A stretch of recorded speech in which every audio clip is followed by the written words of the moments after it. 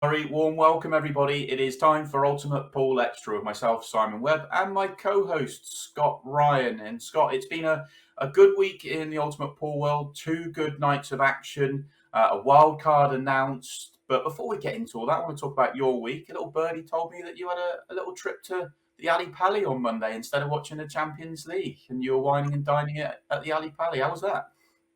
Yeah, great fun. I'm a big fan. Obviously, I'm a big snooker fan, as kind of we all are. It was great to see Ronnie O'Sullivan turn on the afterburners, and interesting to see where John Higgins and Jack Lazowski were. But no, a great day out. But I did manage to catch up with the Champions League after. I looked at my phone on the way home, and saw that Chris Melling was doing Chris Melling things again, which, we've come to expect. I've said to you before that his cue ball perhaps isn't the best in the game, Simon, in which you disagreed, but there's Chris Melling there proving me right again, pulling out one of the best shots I've ever seen in my life. What a guy. Yeah, we're going to get onto that shot. That seriously was special. Chris Melling breaking the internet once again. I didn't think you'd be able to talk much about the Champions League because you're missing it. I thought we were going to. You're too busy focusing on our big table cousins. So I managed to get a guest in to talk about what happened this week, and I managed to get the wonder. Jack Whelan joins us on Ultimate Pool Extra this week. Jack, great to have you on the show once again. We're going to talk about your Pro Cup victory a few weeks ago, but how's things for you? How was your Christmas and New Year? Yeah, all good. Obviously, a lot better that I won the Pro Cup through Christmas and New Year. But yeah, it's all good, mate. You just got to keep on going, and yeah, I'm pleased with how the year finished. Well, how the year finished, stroke started, because obviously it was the first event of the 2023 season, even though it was in the 2022 year. But yeah, I can't really moan at the way it started. Did you see it coming? Because the final Pro Series of the year wasn't really your best. Disappointing couple of results there, and a good run in the Shootout. Maybe the Shootout's obviously very fast paced, not really a test for the Pro Cup. But I guess, did you really think the form was still there to go take down one of these big titles? To be honest, I had we actually got put on 12-hour nights at work for 3 weeks leading up to Christmas. So the week before the Champions League, sorry, not Champions League, the Champion of Champions, I was on 12-hour nights that week. And then, so I've come off, obviously, on the Saturday. It's a bit of a shootout in that event. And Tom, to be fair to him, I probably had half of a chance in the first frame. Apart from that, he got out of 2 good snookers. Well, not good snookers, but he got out of 2 snookers, made the ball and got on his next ball. So I couldn't really moan with that. And I was pretty pleased with the result because obviously I've not put a great deal of time in because I've been working 6 at night till 6 in the morning. So when I was waking up, I was trying to get an hour in, and then I was going back to work again. And so I didn't really put too much pressure on myself.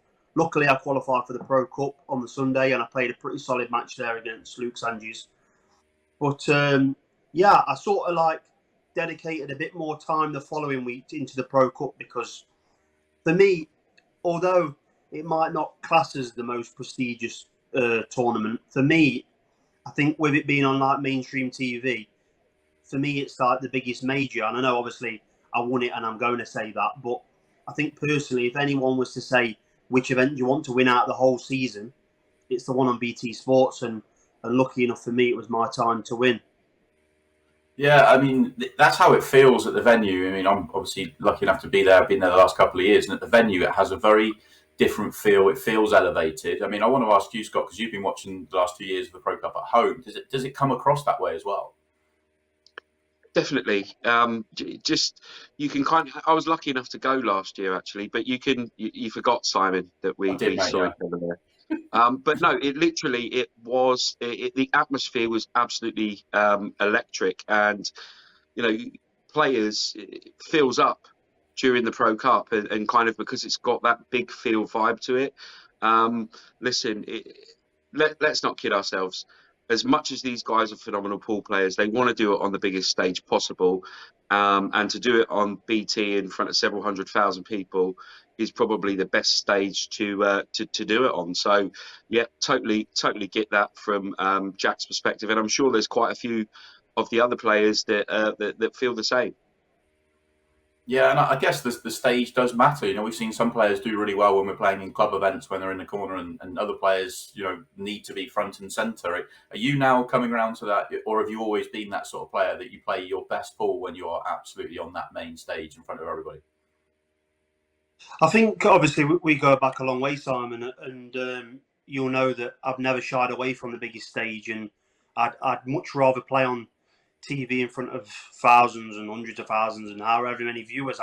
It doesn't really affect me. I was speaking to my cousin yesterday, and I said like it was a strange feeling because although you're in the biggest events, and obviously I know the skill levels there, but for me personally, I didn't actually feel like I was playing in a tournament because I think I was that focused on everything that was going on that literally it could have been someone could have been sitting in the front row naked and I wouldn't have even noticed who they were. Like I was just blinkered to what I was doing, and I felt like in a weird sort of way I felt untouchable because, as you know, like when my break goes, when my break goes for me, I'm very very tough to stop. Obviously, not saying that I can't be beat because obviously there's also players that can do the same to me back, i.e., what Tom did to me in the final.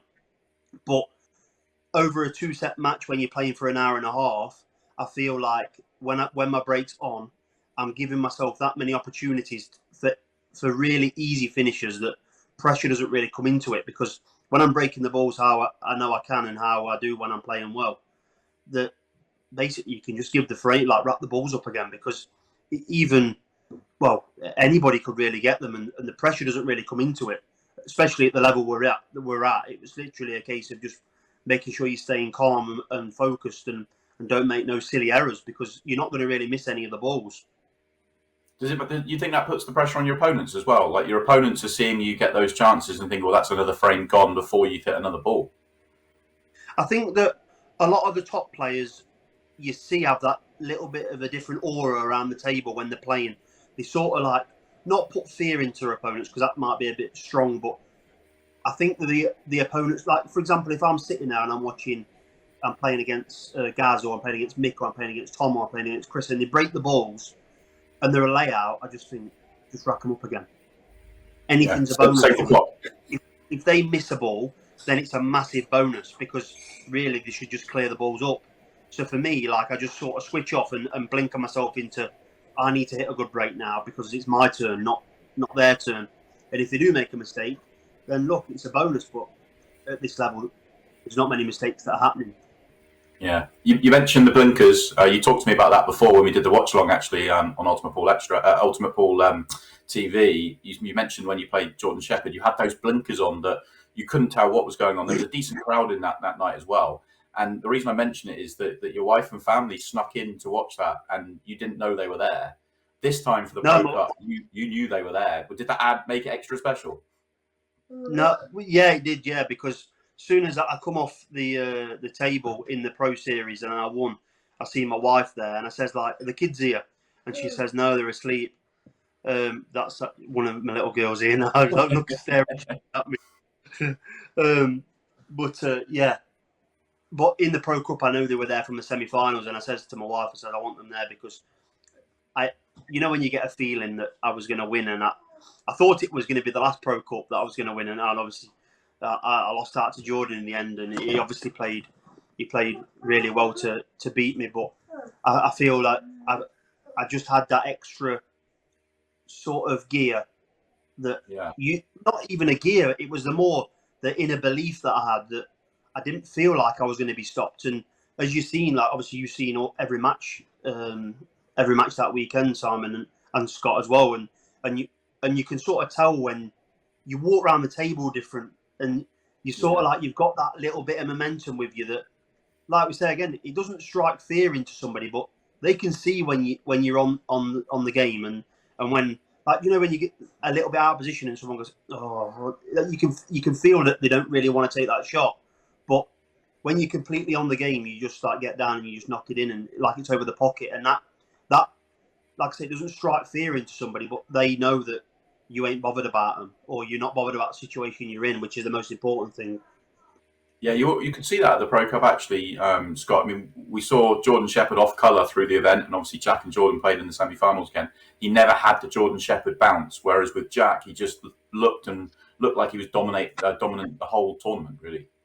There was actually something I wanted to ask you, Jack, because listen, mate, I've been watching you for years, and there's one thing with Jack Whelan that kind of does show out is you do, if you've played a bad shot or your opponent's had a bit of run that perhaps it has gone against you, you can tell. No disrespect, just take a look at your Jack and you can tell if you've butchered one or whatever, not got where you want it to be. But there was less of that at the Pro Cup. Is that something you've been consciously working on? Not overly. I'm quite hot on my sleeve, even though I'm quite a serious person, and people looking from the outside in might think he's boring and he's done it. But I'm quite. I do wear my heart on my sleeve, so I wouldn't. When you're watching the game, I wouldn't look too much into me going, oh, like that's just a natural thing. It's not like I mean to do it or I'm trying to put somebody off, or it's just that's how I am. Some people are stone faced, so when you look at them, like you can just look straight through them. But you can tell when you're playing well, you don't see the things that are going wrong as much as when you're not. You sort of like, oh, did you like turn to your mate? Oh, did you see that then? Like, yeah, how did that go in there? Or you missed that ball.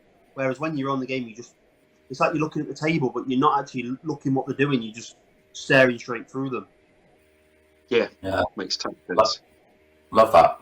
Yeah. Final thing I want to talk to you about with the Pro Cup is the 2-set matches. We see it in the Pro Cup. We see it in the Players' Championship.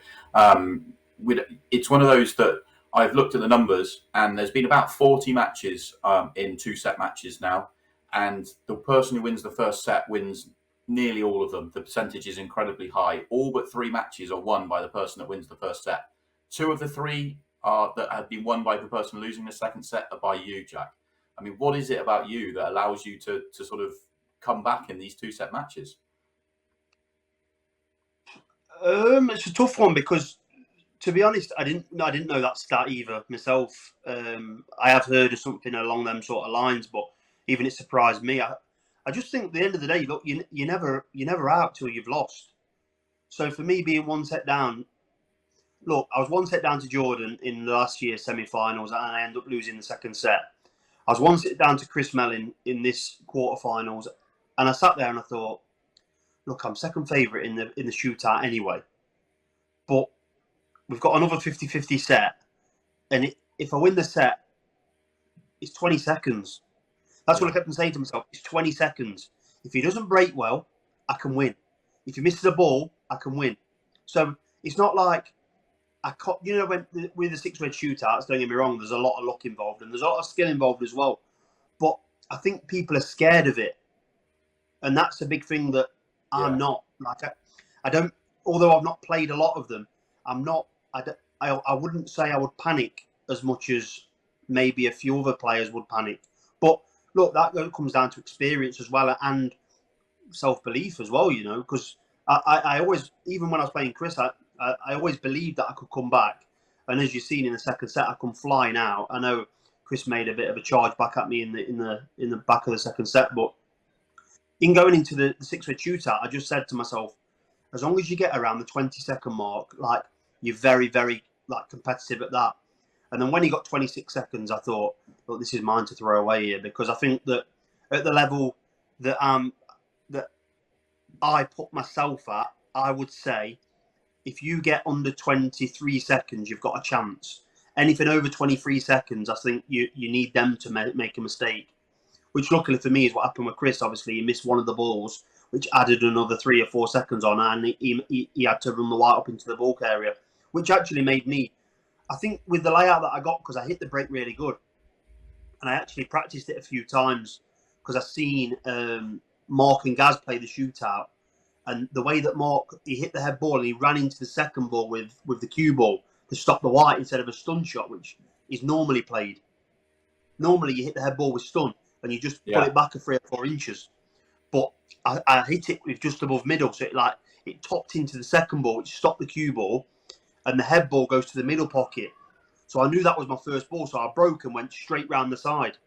As soon as I broke, I thought, as long as I don't make a serious blunder here, then I know I'm going to win. And I took my time, really. I could have probably shaved maybe 3 or 4 seconds off it, no problem.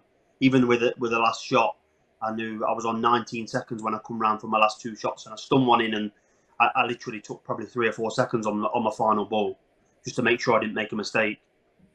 I tell you what I take from all that, Jack, is the fact that you put the time in on the practice. And Scott, we're really critical, aren't we, of the players that don't put the time in on the practice table to get comfortable with a 6 red shootout. And everything Jack just said highlights our point exactly. Well, maybe somebody. Sorry, Scott. I will say that look, it's a gamble. It's a 50-50 shot in it. Basically, it's a 25-second run around. But I do think that there is a skill to it. And I do believe that you're going to be in big moments, in big tournaments where you're going to need to do it. So to not practice it, why would you go out and practice for 2 or 3 hours or an hour or 2 a day and it costs you by a 20-second bit of madness? Yeah. Like, even if you have 10 minutes at it, you need to sort of, obviously, if they don't break right, then you snookered, literally.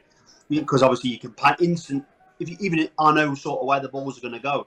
But when you break, if they don't go how you think they're going to go, you think, oh no, instantly panic sets in.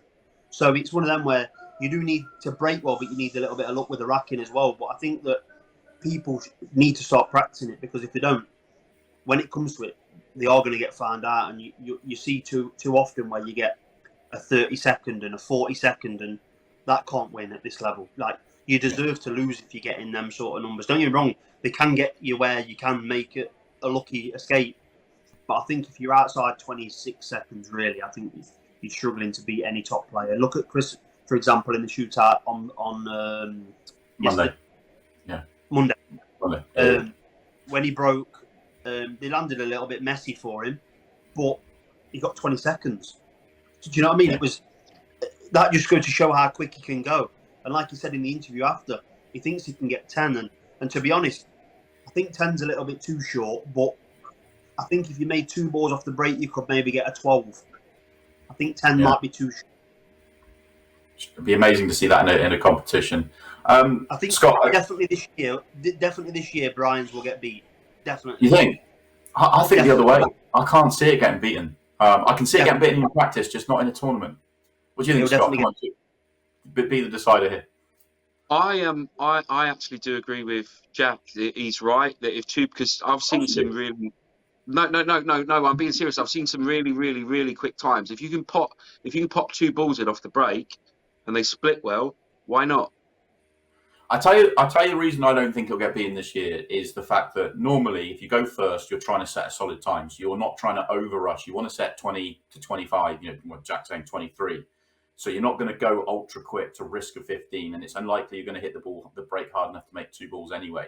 And if you're going second and you've got to beat 23 seconds, you're not going to rush. So the only way for me 15 gets beaten is either 2 balls go in and it just happens like it did for Brian, or somebody has to beat, say, an 18-second time, and then they have to just fly.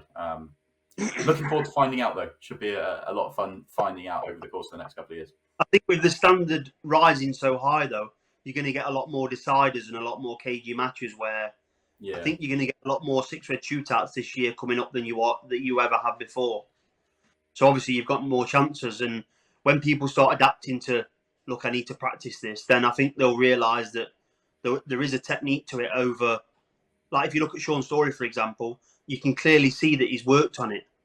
Yeah. It's obvious to see. So when he plays somebody, it's not like, oh no, I'm in a 6 red shootout now. It's like, look over and he's panicking over there and I'm not. Yeah. Because I know I can get 20. You know what I mean? It's one of them where you've got to be comfortable in your surroundings, and I think by putting the time in, if you don't even try and practice it, I think it's crazy, really. Yeah, agreed. Scott, we need to move on. We're going to do our new little feature, best of 3. We're going to fire some questions at you. Scott and I have both come up with a list of 3 questions, and over to you, Scott. You can have the first one. Yeah, I mean, you'd had some great results since you came into Ultimate Pool, Jack. Obviously, with the Pro Cup earlier in the year, but you couldn't you couldn't seem to get to the business end of the series event. So how important to you was it winning that first one? Do you think that changed your season completely? You could say on one hand you could say yes, and on the other hand you could say no. For me personally, I've always got the belief that I can win anything that I play in. So I knew it was not a matter of if, it was a matter of when. And I spoke to JMO actually the day before I won the Pro Series, and I said, look, I will win one of these, you know. And it was actually that next afternoon that he interviewed me and said, remember yesterday what you said to me? And so I knew it was going to come, but look, at the top level, there's so fine margins that anything can happen really, and it's one bad break here can be 3 frames. And look at that last frame that me and Sean in the first set, 7-8 minutes, and then all of a sudden he's rattled the black, and if that goes in, I'm one set behind again, and all of a sudden I'm in big trouble. But it's a crazy game at times, and I just think that as long as you've got confidence in yourself, then what else can you have? Like I'm fully confident that I could compete at the highest level. So for me, I thought it was always going to come. Looking back on my season, I had 2 wins, 2 semi-finals, 2 quarterfinals. So out of 12 events, like, you know what I mean? Like, you'd have more than snapped. You'd have took both hands off me if you'd have said that before I signed up. So, look, I'm happy with how it went. Obviously, in the end, to get to the final and then win one back-to-back weekends was obviously a big boost to the end of the season for me. But yeah, I'm pleased with how it started, and it's put me in good stead for next year anyway. Okay, so I said to you, Scott, let's have some fun and silly questions. And you ask him a nice question about Paul. I'm hoping that I think my questions and your questions might be very different. Let's see what happens here. Jack, if there was a movie of your life and career, who would play you? Say that again. If there was a movie of your life and career, who would you want to play you in the film? That's a good one, you know. To be honest, my only thing I can say is I don't really watch movies too much. I genuinely don't watch movies or documentary. I don't really watch TV. I just watch sports. Who would you have him? Who would you have playing Jackman, Scott? Oh Jesus! Put me on the spot. Yeah. I'd probably say something like. So it has to be a famous actor. Doesn't it? Could be anybody you want. It's completely up to you. I think someone like Tom Hardy. Yeah. Okay. Quite a serious person, but he's got that side to him that he can have a laugh as well. If you know him, I think he could be quite funny, but if you don't know him, you could think he's boring. Yeah. I get that. Yeah. Quality actor as well. Amazing actor. We got there in the end. Over to you, Scott. I'm going to change my question to. I don't think it's a silly one. I actually think it's quite a hard-hitting and honest question. If you could pick one Ultimate Pool commentator to commentate on your match, would you pick JMO or would you pick Simon Webb? Oh my God. Going for me here. I won't be offended, Jack. Simon, because he's here now. No, let's have the true answer, please. For me as well. No, to be honest, I think JMO, obviously Simon understands the game fully and he's played at a good level that he knows what he's talking about. And to be fair, JMO's took like a duck to water. I think he does an amazing job. And for saying he doesn't actually play pool, well, not very well anyway. I think that he does an amazing job calling what he does, because to be honest, when you don't know stuff, it's like you calling badminton or I don't know, any sort of other sport that you don't know. It must be quite a daunting thing for him. And obviously, he's not just commentating on a local league; he's commentating on the best players in the world. So, him saying a wrong pattern the viewers could think, "What's this guy on about?" So, he's done very well in my opinion, and I think he's a great commentator. If that's about as much as I can sit on the fence, like. So you went for JMO then. You went for JMO. Yeah, I took it that way. I'd rather listen to JMO and a Gaz or a Chris or a Mick than me and somebody anyway. So. Moving on then. Okay, if you weren't a professional pool player, Jack, what sport would you love to be a pro at? Golf. Good man. Me too. I really enjoy golf. I like the getting out in the fresh air. I like the walking around. I like the fact of you can hack the ball around all day and then you play one good shot on the 18th and you can't wait to be back again. I know I have to ask this because our viewers will want to know what sort of handicap you're playing off. Depends who's asking. Me. No, I to be honest, I used to be off 5 when I was younger. So I played to a decent level. Obviously, like Sam. Obviously, we spoke about this in the past, but I'd probably say mid-teens, maybe 18. I don't know. I'm not giving you 18. I've seen you play. I'd take 18. I bet you would. But no, I'd love to get back into it, but I'm not a winter golfer. I'm a sunny golfer. That's about it. Yeah, fair enough. Scott? If you could change one thing in the playing conditions at Ultimate Pool, what would it be? There's a couple. There's more than one. My first one, I'd probably say tighten the pocket slightly. I think that it would definitely separate the league of player a lot more. I think when you play on an outside table and it's quite tighter and a bit more nippy, that it's more difficult to make bigger finishes. Whereas obviously on the tee, brand new balls and the lights and the cloth, the balls do slide in more. So I would say off the pocket, but obviously for me, that.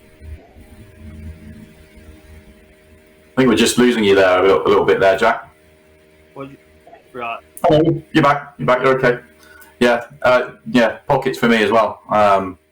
Yeah. You said there was a couple. What else? So a very close second would be the cup break. So I think there should definitely be. I don't mind people. To be honest, you can break wherever you like. It doesn't make a difference to me. I just think that the skill is putting the ball in the middle of the table and hitting them and making a ball. I think cutting off and trying to fluke the 8 ball in, that's not where we're at. I don't think at this level. I think it should be down to skill. All the best players in the world play. We don't need to be fluking balls to win frames and matches and potentially costing people a lot of money, titles. Do you know what I mean? So I think that they could break from anywhere behind the line, but why not make it hit the head ball? If you want to cut the break, hit the head ball from the side then. I'll tell you, I've been pretty open about this, that I love the variety. And if I had your break, I'd absolutely be agreeing with you. But I do like to see the variety. And it's not for me about chasing the golden break. I just like to see variety out there.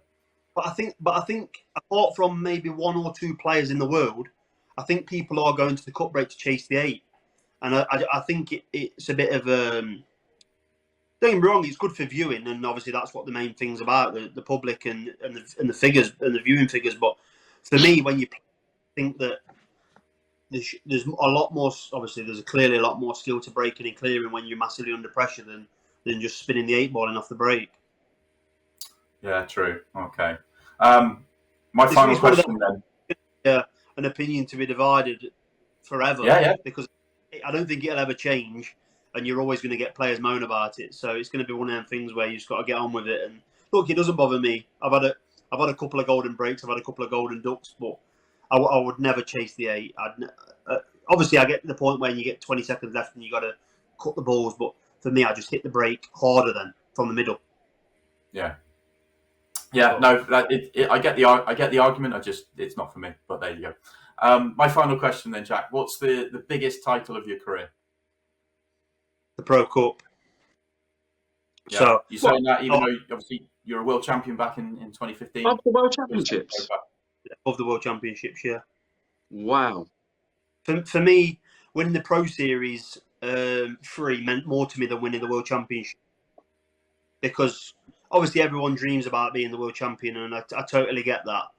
But for me, to go over and prove myself against literally all the legends of the game, I know the legends, but they're still involved in the game. And to be fair, the age bracket that they're in, they're all 8 to 10 years above me. So, but they are living in our sport right now, and they are legends. And look, you can't take nothing away from what Gaz and Mick and Chris have done for the game.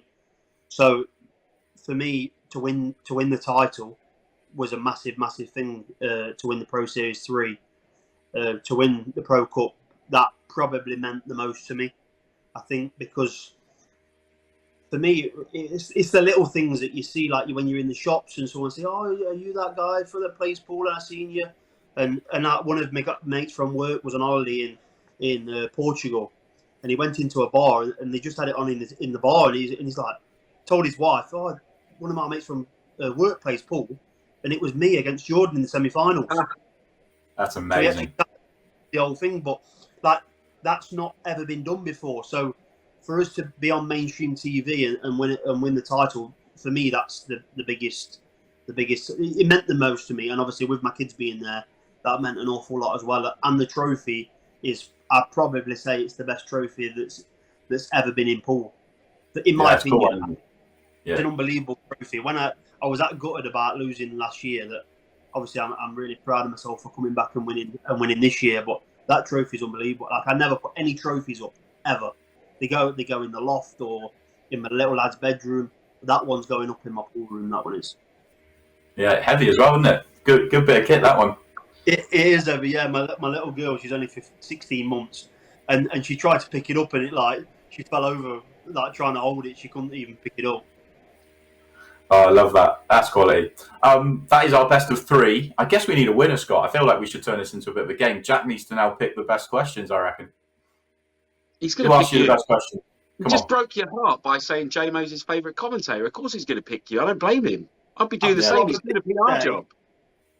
I'd probably say the best question that you asked, although it ain't going to make a difference what I say, is that if you change one rule. I don't know who asked that. That was me. Oh, Scott. You having some success here. The one that really got me was I was completely stopped by that. I was not expecting anything. That was good answer. Good answer in the end, though, mate. Good answer. Final question, though. This isn't part of the best of 3. This is just I want to round out this section, then we can move on. So we've got to talk about the Champions League and the Masters. I want you to, obviously, the Pro Cup you've just won is 2023, but grade your opening season with Ultimate Pool. How'd you rate it? How'd you grade it? I'd probably say out of 10, 7.5, 8. I felt there was a lot of matches that I probably lost 3 or 4 deciders that could have gone the opposite way, and I could have been sitting here maybe with 2 or 3 another tournament maybe. Obviously, I lost to Tom in the final. I lost to Jordan in the semi-finals. I lost to Carl Sutton in the semi-finals when I was up, and I got my break just completely went missing at 5-3 up. I think it was, and I lost 7-5. So on the flip side, it could have been like a Mick Hill year, but at the end of the day, if you'd have said to me at the start, 2 wins and 2 semis and quarters, and I'd have had to say thank you very much, and I'll move on. It's a phenomenal season, and if you're rating it at 7.5 out of 10, then obviously shows where you are in terms of your belief. I know that I've got more to. Like I say, I lost in 3 deciders, I think it was, or 4 deciders. If you flip them up on the opposite side, it's another 3 quarterfinals, or and then a potential to win again, and it could have been a completely different season, But look, I'm happy with how it went. Put it that way. Oh, absolutely. Okay, let's move on then. Champions League this week. It's the first week of the Champions League. Top seed in the competition, Chris Melling, was the favourite for the group, and he had to do it the hard way via a 6-red shootout over Luke Gilbert. But it was Chris Melling, the legend, the 2 times world champion, that gets over the line and is the first player into the second stage of the competition. And Scott, I know that you have watched this back. I mean, saying he won it the hard way is only telling half the story, because it was an unbelievable night of action. Yeah, it was. It was a brilliant night and a fantastic way to kick the tournament off. Chris Melling, he's great for our game. Make no mistake about that. He is absolutely great for our game. He's arguably the biggest name we've got in terms of pure pool players, because obviously he's well known in America, well known in China, but he has got this I don't know. If I had Chris Melling's talent, I'd try and make life a little bit easier for myself. But it seems like he can't help himself in terms of making life difficult. But would we love him as much if he did just make life simple? Well, I mean, that's the perfect segue into it. Let's take a look at the shot that you're talking about. Everybody's talking about this shot. It's gone absolutely viral. People, even not from the pool world, are sharing it on social media. You know, it's incredible that where this has been seen and how far this has gone. Not the best of shots to not get onto the final red. I don't know if he needed to try and play that shot, but 15 seconds a shot. How do you rank this one, Jack? This is incredible. Yes, I've seen it, and obviously I've seen it. He shared it yesterday, and I think it was in the Guardian, or it was one of the main. Yeah, it's unbelievable to get that sort of. That's just Chris Melling all over, isn't it? I mean, it really is. I mean, it's just an incredible shot from Chris. He's even laughing. I mean, the only thing I would say about the shot, and I'm not going to deep down the shot at all. Maybe he's 3-1 up, 2 minutes 50 on the clock. So if he doesn't pull it off there, he's probably still in a. I wouldn't say comfortable because we know things can turn around, but take nothing away. That was serious. It's just a typical Chris Melling shot, what do you expect from him? Like he does that sort of stuff far too often for it to be lucky. I think that obviously I know it's nothing to do with me and it's his own game, but I think the way the balls are and the way the cloths are so thin, I think his action being so long might jeopardise his cue ball a little bit more because he's obviously the way he's got to deliver the cue. He's got that much more margin of error rather than like a short action. That obviously things like that can happen, but his shot making, there's no better player on the planet, I don't think, that can make shots like he can out of snookers. I think if you was to set that up for him again right now, I wouldn't be surprised if he made it in the first 3 or 5 shots. It's the way he sees the balls and the judges the slide of the tables. I think he's far superior to any other professional. Yeah, and he even said it himself when we interviewed him afterwards. He talked about the fact that he says he practices that shot, and what he doesn't mean he's trying to pop the ball from 3 cushions down the rail like that. What he means is he goes out there when he gets his 10 minutes on the table, and he almost calibrates the table for himself. So he goes out there and he plays the 3 cushion shot to judge the slide and everything else, and all his systems are kind of based off that knowledge that he builds up in the 10 minutes. So it's absolutely not a fluke. He does it time in, time out. It's an amazing skill that he has. And I know, Scott, you're occasionally critical of his cue ball, but I don't want him to ever change. I get excited when shots like that, when he puts himself in trouble, watch out. That's what makes him exciting, is the fact, and like Jack has alluded to there, his long cue action probably doesn't help close control, because it still befuddles me how he can pull the cue back that far on a pool table, because it doesn't look like he's got anywhere to go. But we don't want Chris Melling to change, and as kind of Jack's alluded to, and you've just spoken about there, Simon, he does actually practice this stuff. And I remember once I was speaking to him at an event, and he tried to explain it to me completely over my head, but he's definitely got a way of working it out, and all these various systems that he's learned in American pool to understand kind of sections of the table and where kind of a ball's going to go, or how it's going to get there, or how he's going to do that. So listen, as Jack said, he is the best in the world at this stuff. Long may it continue. It's entertaining. It's got Paul into a little bit more mainstream, as kind of has been said. It's in the Guardian newspaper, on Guardian Online this morning, and it'll introduce more people to the wonderful world of Paul and Chris Melling. Yeah, I mean, he for me, he already had the most viewed, pool video of all time on social media, and he's gone and done it again, because this one's going to keep going and going and going. It's going to go seriously. It already has gone seriously viral. I want to move on and talk about a couple of other bits from the night as well. Before I do that, I just want to ask you, Jack, how you feel. But I've been saying this for a few weeks now. I asked Chris this at the Pro Cup. I think we may be seeing the best Chris Melling we've ever seen on this version of the game, because he's dedicated himself to this version of the game for the first time in decades. I think that what Ultimate Pool have done in general over the last 2 years really gave all the top players an opportunity to play full time. So although he flirted around with playing in snooker and he did 9-ball and he did American or English pool every now and again and he does this and that, I think now it's come to the point now where he's got to really dedicate himself to one thing, because there's proper money getting involved now in the game, and it's clear that he is the best. His best form is pool, English pool over American pool and over snooker. So why wouldn't you dedicate yourself to it? He's one of the legends of the game, one of the best ever. And now in probably, I don't even know how long he's been at the top four, but I'd probably say 15 years at a guess. And including Mick and including Gaz as well. I know they obviously ventured off to China, but you can actually see a little bit of light at the end of the tunnel now, whereas before we was obviously having stacked out fields and was playing for not a lot of money, whereas now we're getting on TV and the prize money's going up all the time, and it just gives you that little boost in yourself to think, I am going to go and have a practice for 2 hours today. I am going to, because the big days like Pro Cup, they are only around the corner. Yeah.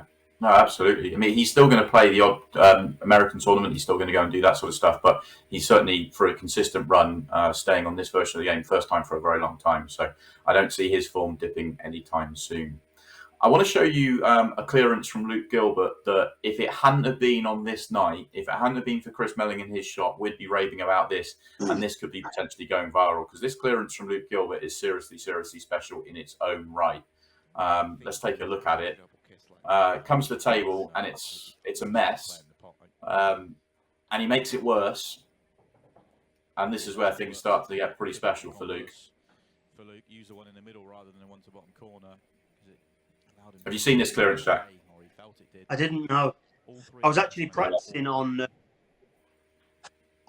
Monday night, and I had it on the TV, but I wasn't focusing on it. I was practicing. I think this is a really clever shot, kind of a two-way shot that he's kind of made the combo, but if he doesn't make the combo, he's in great shape anyway. But because he's made it, he's actually under pressure now. It's not a good angle. Yeah, he's sort of pushed himself where he has to have a go now. And he can't see that yellow, which doesn't come across naturally. You think he can, but he can't. Played that well. Looked like he could see enough of that just to play it. So, can I ask this question, and this is to Jack more specifically? Is this the sort of clearance you're talking about that you wouldn't chase on a tight table? Look, you've got to put into factor, it's 3-1 behind, you're playing on the shot clock. There's all that sort of things that come into. That's a great shot, by the way, that is. Just to nudge that to the middle pocket. If that comes short there, he's in big trouble. But yeah, I think that you're playing, you've got to play the clock, you've got to play sometimes your opponent. You've got, like, you don't really want to give Chris too many more chances to clear up, you know what I mean? And although he got to the point where he's only got 3 balls left, if Chris would have potted them 3 balls and then flicked off the black and knocked Luke's yellow in, Luke was finished then, and it's match over. But the other thing with this finish that blows me away is the fact that I mentioned Chris's was, I wouldn't say in a low pressure situation. If he didn't get it, it could get messy for him out there. But this one, he's 3-1 down to Chris Melling in the key match of the night with 4 minutes on the clock. If he doesn't make this clearance, he loses this match, and he's never in a 6-red shootout. It's absolutely incredible from Luke Gilbert. It really is, and hard that he was. He didn't lose on the night. He won 2 and drew 1. He ended up winning the next frame against Chris Melling, getting the draw, which in the end, because that was match 4, they both went and won their final match, ended up in a 6-red shootout and gets knocked out via a 6-red shootout. Always feels tough when someone loses when they haven't lost a match on the night, but that is group format, and that's the game, unfortunately. I want to talk about the 6-red shootout because we touched on it earlier. Chris was talking about he thought maybe he could do a 6-second 6-red shootout. A 10-second 6-red shootout. We haven't seen many 6-red shootouts from him until he played you, Jack. He played in the first ever tournament 2 years ago. He had one and he won that, and then he lost to you, Jack, and then he had this one on Monday night. And I want to show it now because I think it highlights why he thinks 10 seconds is doable.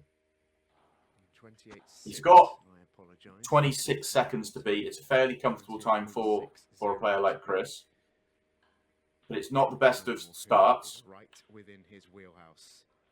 He's got to wait a while here. It's not the best of breaks. see, do you know that first is exactly the same when he played me, but apart from the one block, the one in middle pocket. But this is the reason I wanted to show it, is that the final 4 seconds he takes out in next to no time. He's hitting the ball before he's even got down on the shot. It shows how quick he could go. And Yeah. 10 seconds may be ambitious, but he certainly looks like he has the capabilities of going ultra quick. You agree? I think, like I said, I think 12, 13 seconds is achievable, but you do need to make a ball, at least one ball. The way I'm breaking, I don't think it's possible because I'm not actually trying to make a ball. I'm trying to set a pattern up. So for me, I'll take 20 seconds, and if I lose, then I lose. It's that sort of. Obviously, if someone sets me 18, then I've got no choice whether to try and spin a ball in off the break, because you can actually manipulate the pack to spin a ball into the middle pocket. So you're playing with side, and when you hit the head ball straight on, it spins the ball higher. To see the ball that he originally played, it would have tracked towards the middle pocket, but then a ball will come off the bottom rail, side rail, and kick it out of the way. You can make that head ball in the middle pocket, but it means you obviously are hitting the balls harder, which means the balls are travelling longer. Yeah, amazing to see how precise you guys are starting to get with the 6-thread shootout. It really is. Fascinating to see how it develops. Sorry, Jack? Definitely an option. I think if anybody could do it. Okay, let's move on, Scott. It's the first time this year we're going to talk about our picking battle, because we are going to do it again. We are still waiting for you to do your forfeit, but don't worry, it will happen in a couple of weeks, well, a week and a half's time up in Blackpool. But you got it right this week. You had first pick. You picked the clear favourite for the group in Chris Melling, and you get a point on the board. Scott, do you notice on the graphic star to say I'm the winner last year? Have you had a star added? Seriously? Honestly? You disgust me, Webb. You absolutely disgust me. Got to enjoy your wins, Scott. Got to enjoy your wins. But I am behind right now, 1-0 down, thanks to your Chris Melling pick. But we'll talk about the Masters in a second, so maybe that will change. We need to have our picks for this week. Let's take a look at what we've got coming up on Monday night, week 2. This is where I'm going to get first pick, and this already to me feels a bit like the form going your way, because this group is a tough one to call. Neil Raybone, Arfan Dad, Stephen Maguire, the snooker star, making his Ultimate Pool debut, and Jez Graham, the new professional, won twice last year on the Challenger Series. A very, very tough group to call. I think you can make a case for all 4 players. I think Stephen Maguire I'm going to discount, because I don't think some of the snooker players that have come across, you look, some of them are pool players. They have been pool players, or they have played some pool. Stephen Maguire's played no pool. I'll be interested to see what level he plays at and how much time he's actually put in. So I'm not expecting him to win a group like this, although I do expect him to play some good stuff out there. Arfan Dad's been going really, really well. Jez Graham, I think Champions League is a good format for Jez. I really do, and I'm very tempted to pick Jez here. But I'm a massive fan of Neil Raybone, and he may well be struggling maybe for form at the moment. He maybe hasn't had the results he wanted in 2022, but he's going to come good at some point, and I think, I hope it's this week, so I'm going Neil Raybone. It's a good choice, sound reasoning. The one thing that's going to be interesting with Stephen Maguire when he comes in is if he's been a prolific break builder over the years, and if you don't have good cue ball control, you don't understand the nuances of knocking balls out and certain little ways of developing shots, you're not a prolific break builder. So that's something that's going to stand him in good stead. And listen, Stephen Maguire is an enigmatic talent. Some will say that he's massively underachieved in snooker based upon the talent that he's got. Ultimate Pool represents a new opportunity for him and a clean slate. So I'll be really interested to see how he goes. A terrific talent. Jez Graham, somebody I really like. It depends what Jez Graham you get turning up. You could get a Jez Graham that turns up in fine form and buzzes his way through and beats everybody, because he's well capable of doing it. He's had some terrific results with Ultimate Pool, particularly in the Challenger Series. Arfan, as you've said, looks like he's finding a little bit of form. Neil, Neil is a class act. He would have probably been who I would have gone for as well, because he, over the years, he's been an absolute class act. But I am going to go for Arfan Dad. Arfan's got more experience out on the main arena table than Jez. It was 50-50 between those two. Okay, well, let's ask Jack Whelan. You may be a professional pool player, Jack. You may be playing against these guys, and you are in this competition. But I'm not going to let you sit on the fence here. Come on, let's have a winner from you, and don't worry about who we've picked. You can pick whoever you like. I think you've got to put Neil as favourite for the group. Me personally, I think Jez has got a very good chance there. Because like you say, Neil's not really firing all cylinders as we know he can. Arfan had a bit of a bad result against Jordan in the Pro Cup through Christmas, and which a match that he'd really be kicking himself. I know depends how you want to put it, but to be honest, he threw the match away. Stephen, I don't know. I've never seen him play English pool before. He's obviously going to be able to pop balls, and he's not going to miss so many balls. But whether the patterns are quite there, I don't know. But for me, Jez, I think, has got a great shot, so I'm going to go with Jez, I think. Yeah, like that pick. I was very, very close myself to going for Jez Graham, so I like the pick. So there you go. The three of us, we picked three different people. Make sure you let us know who you think you're going to be if you're watching this, and comment and let us know who you think you will come through. And make sure you tune in on Monday at 6:30 via Play, plenty of other TV stations around the world, and on the Ultimate Pool app as well. So make sure if you haven't got that, you go and get yourself the Ultimate Pool app. Okay, we had the Champions League on Monday. We had the Masters on Wednesday, and it was the turn of the big Aussie, Jake McCartney, who came through this group.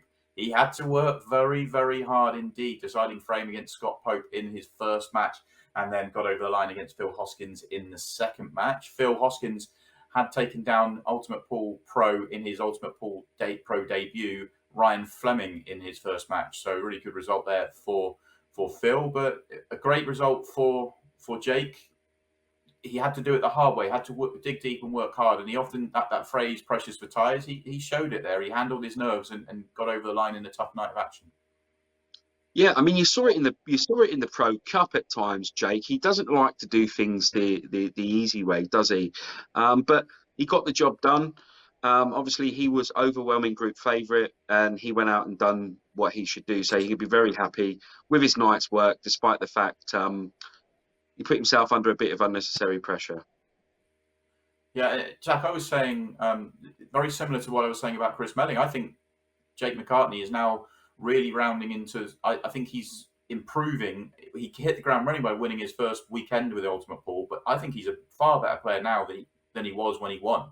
He really is putting the time in and really improving, and he's the best player he's ever been for me.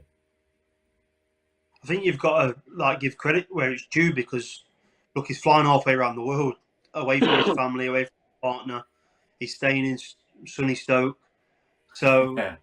look, it's a tough one, it's like you going to play in Australia on your own. You don't really. I know he's friends now, and he's got to know friends, and he's got to know the players, but for me, you've got to give credit where it's due. It's a massive step for him, and he's took the big leap on his own, off his own back, because he wants to better himself, and he's clearly doing that. I think the big thing and the most important thing with Jake is,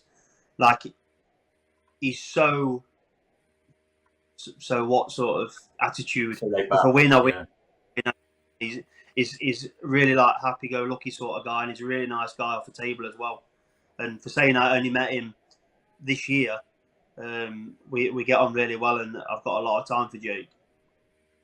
Yeah, no, absolutely. It's good to see. It is hard to do what he's doing. Obviously, he's now going to have a little bit more company coming over from Australia. Paul Clack made the journey over. He was there on Wednesday night, ready for the Pro Series. But it's tough. He's got a lot going on in Australia as well. He's having to, leave his girlfriend, leave his family, leave his business he's got out there as well. So it's a tough thing for him to do. And all credit to him for whatever he achieves with Ultimate Pool. Scott, I do want to talk about the other Ultimate Pool professional in the group, in Ryan Fleming. He comes in as a wild card rather than qualifying through the rankings, although had the tournament he won been ranked, he would have sailed through. So I actually think he absolutely deserved his place. First tournament didn't go his way, lost to Phil Hoskins, who last time we saw him play, he'd never played the rules before, and it really showed. He really struggled out there. Okay, he played a lot better this time, but I still thought Ryan would win that match, and it didn't really happen for him. No, it didn't. But if you follow Ultimate Pool's socials, you'll have seen a couple of the clearances that were actually made by Phil. Phil played solid. It's going to take people time. Some of the new pros time to grow into consistently playing in that setup and actually going out and doing a professional job. But obviously, Ryan has won the amateur championships last year, which was a really stacked field, but had the opportunity to play his way into that tournament. He's going to be disappointed, but that's not going to define his season, and I'm expecting some good things from Ryan this season. So don't read too much into one Don't result, I read guess. too much. Is that something we can always look at, Jack? Is that, you know, it's so hard to consistently win out there. You can't beat yourself up with a win or loss here or there. 1,000,000%. I think the perfect example to say is look at Gaz this year. Yeah. Like in anyone's mind, you're going to win an event, minimum one event, and I just think the standard's that cutthroat that, like you say, a dry break can be 3 frames in the worst possible time, and you're out. And I think you find yourself, when you're not running great, you're losing them little matches that you don't really lose normally. You'll have a dry break at 5-all, and you'll end up losing 7-5, and it's then things that shouldn't be happening, or not shouldn't be happening, but don't happen when you're playing well, do seem to happen when you're struggling. So it's one of them where I think you've just got to just focus on yourself and just put the time in. And I think that whoever puts the most time in and practices the hardest, I think, will deserve the rewards on the outcome in the end. That's the way I look at it. Yeah, quite agree. Got to put the time in, get the rewards out. So it is Jake McCartney that has definitely put the time in. That is for sure. We've seen that. I've seen it firsthand, but obviously we've seen that with his form on the table. And that means, Scott, that your lead of 1 only lasted for a couple of days. I'm going to show you the little star on my shirt, but let's show you how the scores now line up. Look at that, Scott. Isn't it nice? Isn't it nice? 1-1 then after the opening week of action. No separation at all. So let's move on and have our pick for next week's Masters. This time it's you to go first, Scott. So let's have a look. This is a tough one to pick as well. I'm actually fascinated to see who you're going to pick here for week 26. Emma Cunningham, Connor Jones, Wade Morley, and Ben Flack. All 4 are Ultimate Pool professionals for this year. Obviously, Emma was last year. The other 3 all new professionals for this year. Come on, Scott. Talk me through it. I mean, if you were to go based upon performances in Ultimate Pool, you look at Connor Jones's, some of his performances in the Players' Championship, and he looked like a top professional at points. He had some unbelievable results. I'm going to be interested to see how Ben Flack goes. Wade Morley is a bit of an enigma, so it'll be interesting to see. And obviously, you've got Emma in the mix there.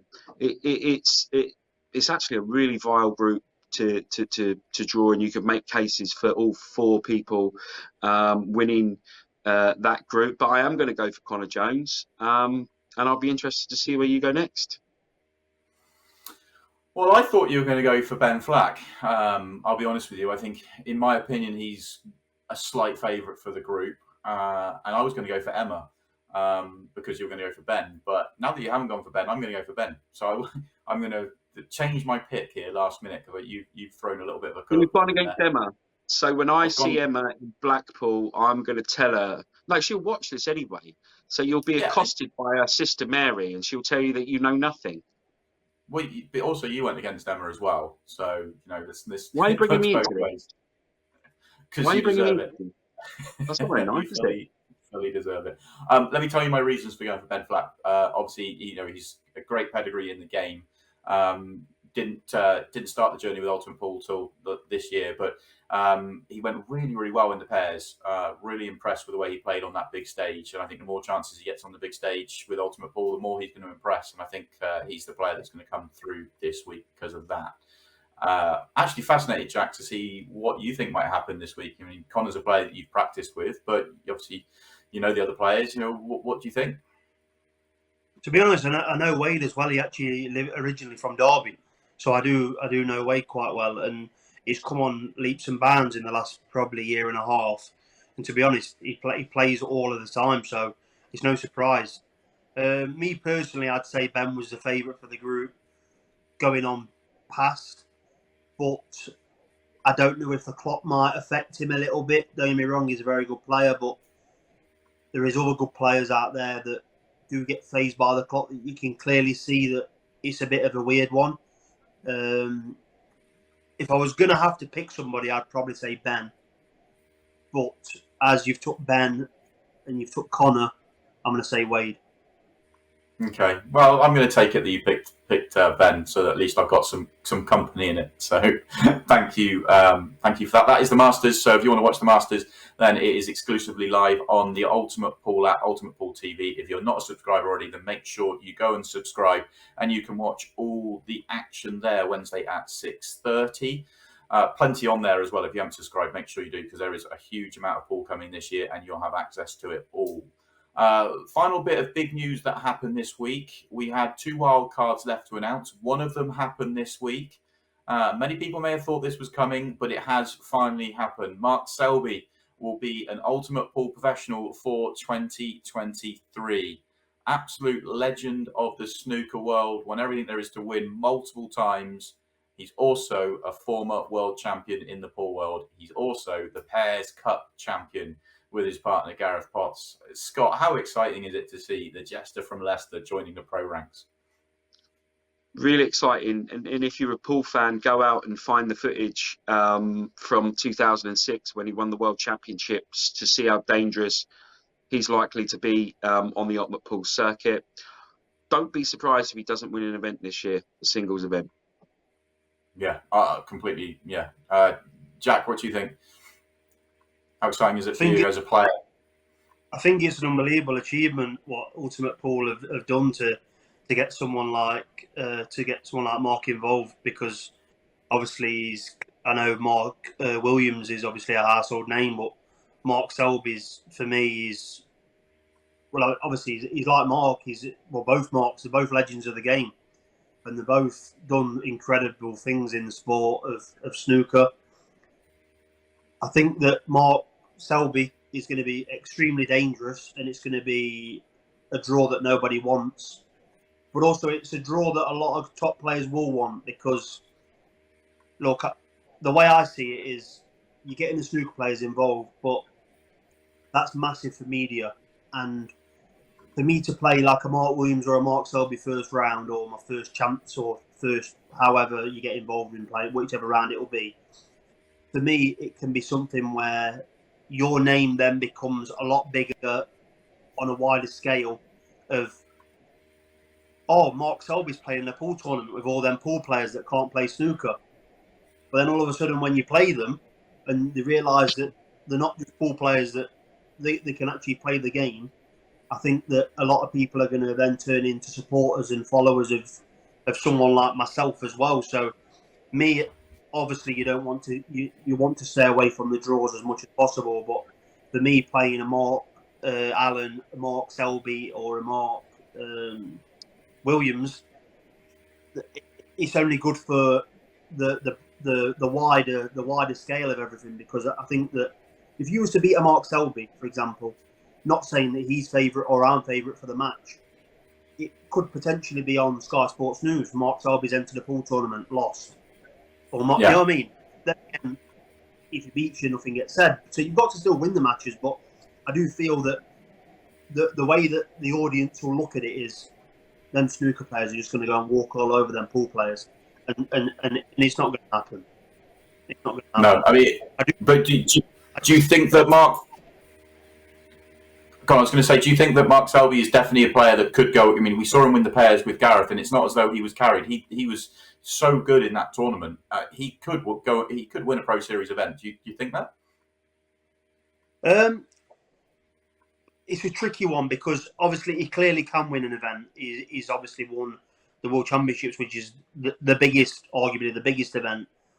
But I think with the equipment change, and the table's faster, and the balls, the way they play, race to sevens, 40 minutes. People ain't scared of playing other people anymore. You're not playing against the snooker legend. You know what I mean? It's a weird one for me to comment on because me personally, it's going to be very difficult for one of the snooker guys to win one of the events.